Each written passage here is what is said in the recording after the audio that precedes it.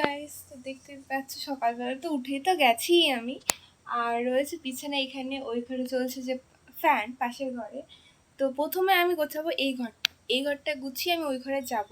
আর এখন বাজে 12:30। এতক্ষণ আমি ফোন দেখছিলাম, যদিও প্রতিদিনই ভাবি যে আমি সকাল সকাল উঠবো, কিন্তু হয়ে আর ওঠেনি। জানি না কেন এত অলস হচ্ছে দিনকে দিন। মানে আগে আমি প্রচণ্ড কাজের মধ্যেই থাকতাম সকাল থেকে রাত অবধি, তখন ভাবতাম একটু রেস্ট পাবো, কিন্তু এখন আমি সত্যিই ফ্রি অনেকটাই। বাট আমি এতটা অলস হয়ে যাচ্ছি যে কি বলবো। বিকেলে আমার পড়ানো থাকে প্রায় দিনই, মানে আমি যেহেতু টিউশন টিচার অ্যান্ড আমার ভালো লাগে ব্লগিং করতে, তো সেই জন্যই আমি ব্লগিংটা করি আসলেই। তো আজকে এখনও কিছুই করিনি ঘরের কাজ বলতে, সেগুলো আমি এখন করব।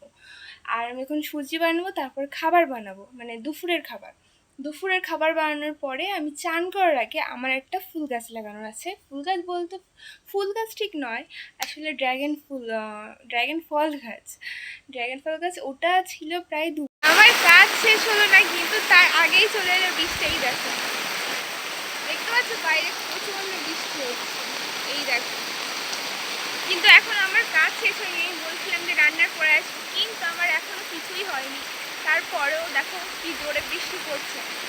তো এখন আমার বাসন ধোয়া কিছুই হয়নি। আমি বাসনও ধোবো, রান্নাও বসাবো।